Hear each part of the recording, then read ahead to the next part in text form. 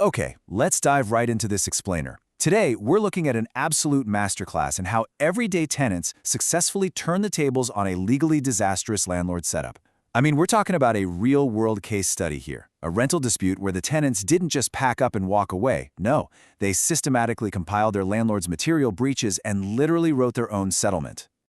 So the big question is, how do you legally trap a bad landlord? Instead of just acting like helpless victims when a housing situation falls apart, we're going to explore how building a bulletproof case of evidence can hand you total, absolute control over an exploitative rental situation. It's really all about knowing the rules way better than the people trying to bend them. Our core case anchor for this whole thing centers around the upper floor of 131 Amblefield Ave, NW in Calgary, Alberta. It's a property managed by Preferred Property Management. Now, on the surface, this looked like your standard fixed-term lease, 2 years at $2,350 a month. But underneath all that, an epic David versus Goliath legal showdown was quietly brewing. Section 1. The Household Collapse. All right, so picture this. It's May 30th, just 2 days before the end of the month, and 2 of the 4 roommates in this household, Cameron and Alicia, suddenly abandon the lease with zero notice. Boom, gone. And that triggers an immediate, desperate housing crisis for the 2 remaining tenants, Dakota and Mark. And you can imagine the panic, right? Dakota and Mark are suddenly staring down the barrel of an upfront demand from Preferred Property Management for that full $2,350 monthly lease. It's a massive financial burden they simply cannot carry alone. It's literally a pay up or face immediate legal action through the tenancy board kind of situation. But actually, hold on. Here is where the whole story shifts. Dakota and Mark realized the root cause of all this. Cameron and Alicia didn't just leave randomly. They were financially driven out. They hit their breaking point because of an unfair and totally illegal utility burden forced on them by the landlord. So the landlord's own actions directly caused the breakdown of this entire 4-person household. Section 2. A pattern of exploitation. 7. That number represents a wildly dangerous 7-foot drop right out the back door of their upper floor unit. When they signed the lease 2 whole years prior, a functional back deck was explicitly advertised, but guess what? It was never actually built. This eliminated a critical fire escape and emergency exit route, which is a massive violation of municipal safety codes. And when the tenants repeatedly asked for this deck to be built so they could, safely use their own back door, the landlord did something absolutely astounding. In an unbelievable legal blunder, they literally wrote the phrase, "Stop asking about the deck and stuff," right into the second-year lease. I mean, wow.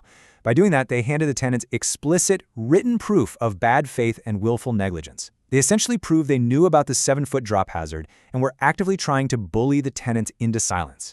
6. For 6 straight months during a freezing Calgary winter, the landlord was secretly siphoning the upstairs tenants' electricity.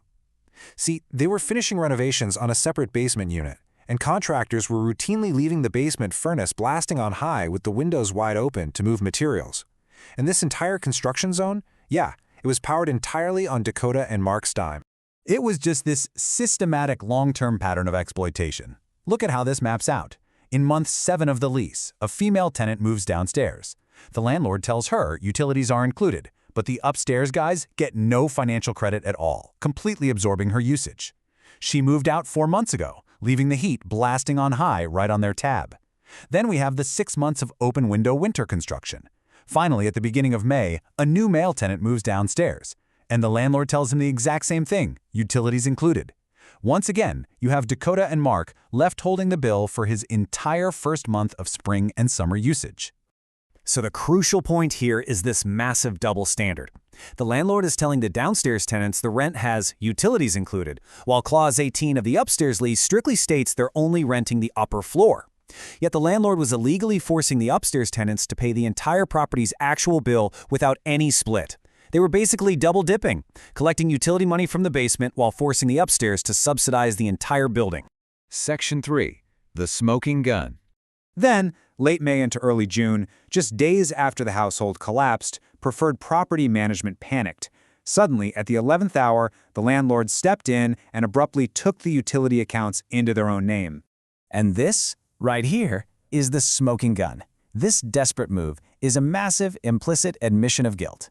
The landlord realized that Dakota and Mark were finally digging into the bills, and they absolutely knew their billing setup was entirely illegal under the Alberta Residential Tenancies Act. so they scrambled.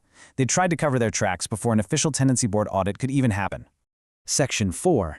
The two ultimatums. Armed with this bulletproof leverage, Dakota and Mark realize they are no longer asking for favors. They are dictating the terms of how this wraps up, so they can buy themselves time to think. They cornered the landlord with two locked-in paths. Option 1, the highly reduced stay. They stay longer, but at a rock-bottom rate of $1,200 a month, which includes a fair, highly reduced flat rate pitch for the utilities the landlord just took over. Or Option 2, the primary pivot, Mark's free rent settlement. If the landlord refuses a permanently lower rate, they demand 2 months of completely free rent for June and July. This serves as a direct financial settlement for the utility costs they absorbed for the basement tenants and the 2 whole years they spent living with a dangerous 7-foot drop. Now, what if the landlord refuses these two ultimatums? Well, the tenants are fully prepared to open up what they call their ammunition vault. If the landlord tries to evict them, Dakota and Mark will immediately report the 7-foot drop to Calgary 311 and Alberta Health Services. That triggers an inspection with a super high risk of completely shutting down the potentially illegal basement suite. Plus, they'll file for a massive retroactive rent abatement through the Tenancy Dispute Board using that infamous stop asking clause and the stolen power records. It would be a catastrophic legal and financial blow to the property managers. By meticulously documenting every single safety hazard, broken promise, and stolen utility dollar, these tenants flipped the power dynamic overnight. They completely transformed a terrifying potential eviction into an opportunity to dictate their own rent-free transition. And it really leaves us with a powerful question to think about. When a system is designed to exploit you, isn't the ultimate victory using their own rules to write your settlement? How carefully are you reading your own lease, and are you truly protecting your rights in the rental market? Thanks so much for joining me on this explainer, and I'll catch you next time.